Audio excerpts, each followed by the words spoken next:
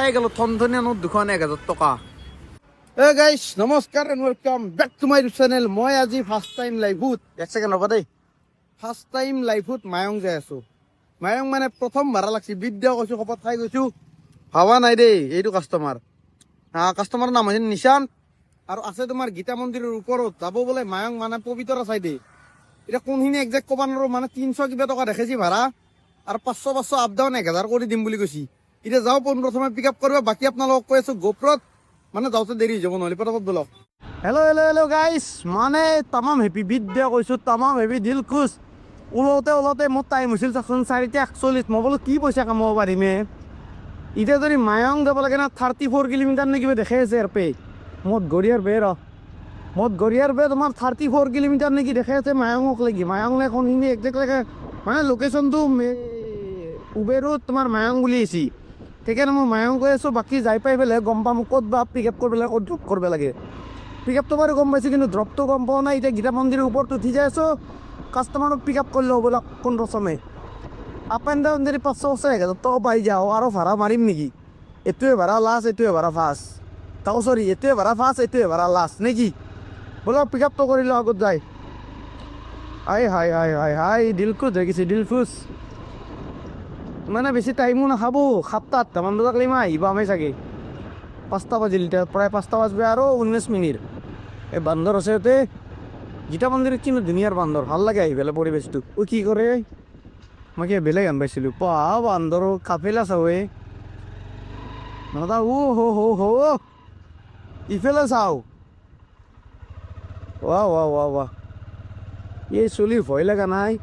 মোৰতো এনেকৈ খোজ কাঢ়িব ভয় লাগে বান্দৰ মহাৰ সন্মুখত, গম পা না।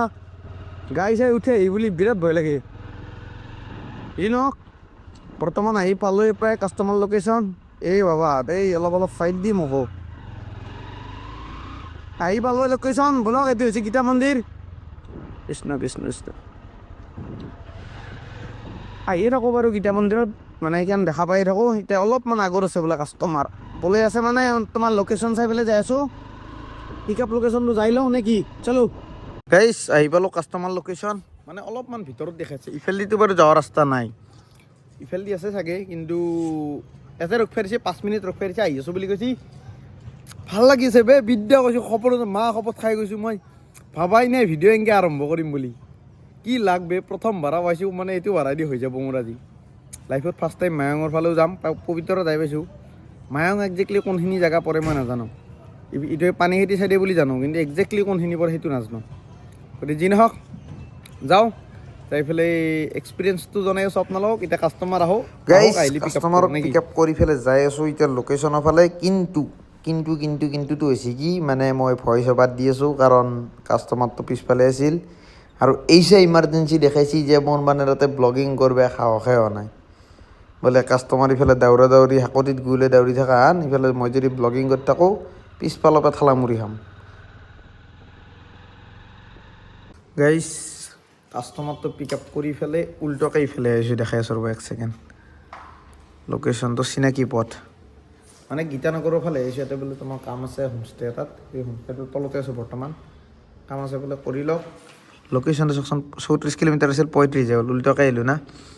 এইফালে ক'ত যাব লাগিব চাওকচোন। এইটো গীতানগৰ ৰোড, এইটো তোমাৰ বীৰকুছি হয় না, তাৰিবাগান, শংকৰগাঁও, চন্দ্ৰপুৰ ৰোড, হাতীচিলা, তাৰপিছত চন্দ্ৰপুৰ 2, দিগাৰু, মিকিৰ পাম, তাৰপিছত এইটো মায়ং ৰোড হয় না, চন্দ্ৰপুৰ, এয়া বুঢ়া মায়ং, কলচিলা, এইখিনি মায়ং। এইফালে তোমাৰ এইটোত যাব rhino and river wild life resort হয় না, নহয় ৱাইল্ড লাইফ ৰিট্ৰিট নেকি যি নহওক।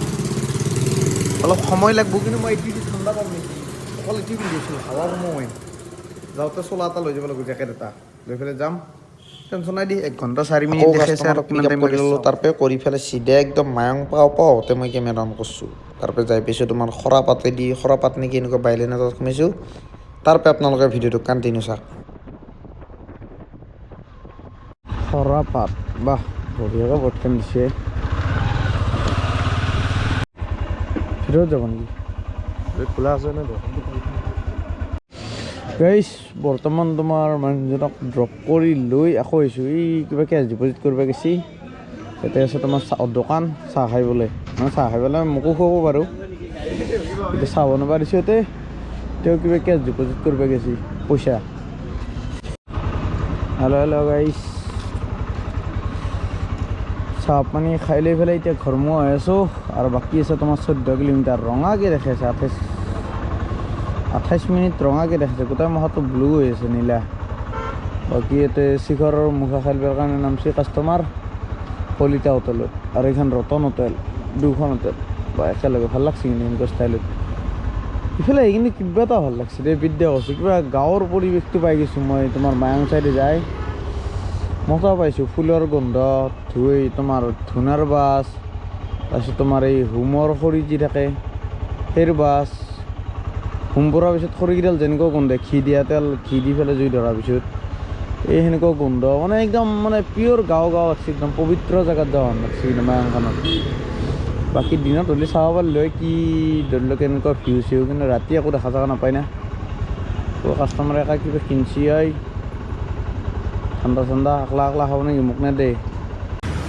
গাইজ ছাকচেছফুলি ভাড়া কৰি দিলোঁ ড্ৰপ মানে বৰ্তমান তোমাৰ জু-ৰোডৰ ফ্লাইঅভাৰত তলত আছোঁ আৰু ভাড়া মাৰোঁ নে নাই তাকে ভাবি আছোঁ পইচাটো পাই গ'লোঁ থনথনীয়া নোট দুখন 1000 টকা ভাল লাগছে কিন্তু একদম নতুন ATM-ৰ পৰা ওলোৱা নোট এতিয়া ভাড়া মাৰিম জানো হাজিৰা ওলালে একা মানে কাষ্টমাৰটো তোমাৰ পিক আপ কৰিছিলোঁ গীতা মন্দিৰৰ ওপৰৰ পৰা আৰু ড্ৰপ কৰিলোঁ কাষ্টমাৰ মানুহ একা ঘূৰি ঘূৰি চাই আৰু ড্ৰপ কৰিলোঁ তোমাৰ জু-ৰোড তিনিআলিত মোৰ এটা স্বভাৱ আছে যে কোনোবাই যদি মোক চাই ৰিয়েকশ্যন দি আছে না মই কেমেৰাটো সিফালে ঘূৰাই দিম কিবা ক'ব এনেকৈ সুধি যাওঁ এই আপিৰতো একদম পুৰা গল ঘূৰাই এনেকৈ চাই গৈছি ঘূৰাই দিয়াৰ লগে মাথাটো ঘূৰাই দিছে আকৌ চিধা কৰি দিছে চিনক এতিয়া আৰু ভাড়া মাৰোঁ নে নামাৰোঁ নামাৰোঁ দিবা দি কাৰণ দেৰি হ'ল জানে নাই কেইটা বাজিল কওঁ না ৰ'ব 1 ছেকেণ্ড 8:26 এতিয়া লাহেকৈ 9টাই বাজব মই ৰুমত যাওঁ অলপ বজাৰ পাতি কৰি পেলাই ৰুমত যাই ভাত পানী বনাই খাই লৈ ঘুমাই থাকিম নাই কি মজা এনেকৈ হৈছে বিদ্যাক গধূলা ওলাইছোঁ 1000 টকা এটা ভাড়া মানে মজা আৰু ক'ব গ'লে বঢ়িয়া গাড়ী কিমান কিলোমিটাৰ চল জানে না এই ৰচাবি গ'ত এতেও নাই ইয়াতে আছে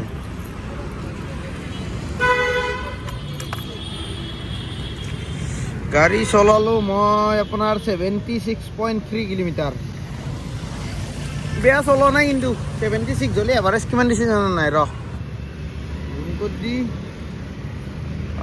তেল খাইছে কত 1 লিটাৰ আৰু 71ৰ এভাৰেজ দিছে 1 লিটাৰ অলপ বেছি খাইছে 76 হ'লে আৰু এভাৰেজ কিমান দিছে 71 ধৰি লওক ৰ'ব জুম হৈ আছে নেকি জুম হৈ আছে ধৰি লওক আপোনালোকে 150 টকাৰ তেল খাইছে আৰু মেক্স টু মেক্স 150 টকাৰ তেল খাইছে আৰু মোক বঢ়িয়া 1000 টকা ইনকাম কৰি দিছে মানে 850 টকা প্ৰফিট এৰে গাড়ীৰ বাকী চাৰ্ভিচিং কষ্ট আছে এইগিলা বাৰু কাউণ্টিং কৰি লাভ নাই বেছি মেইনটেনেঞ্চ নাই আৰু এতিয়া ইনকাম নহয় না সদায় ইনকাম কৰোঁ গতিকে যি নহওক টুক টাককৈ ইনকাম কৰি আছোঁ ভাল লাগি আছে এইটো ভিডিঅ' ইয়াতে এণ্ডিং কৰি দিছোঁ আজি মানে লাইফত ফাৰ্ষ্ট টাইম মায়ং দিছোঁ না সেইকাৰণে ভিডিঅ'টো কৰিছোঁ মায়ং যাই ভালে লাগিল বাকী আৰু দেখ bye bye Tata good night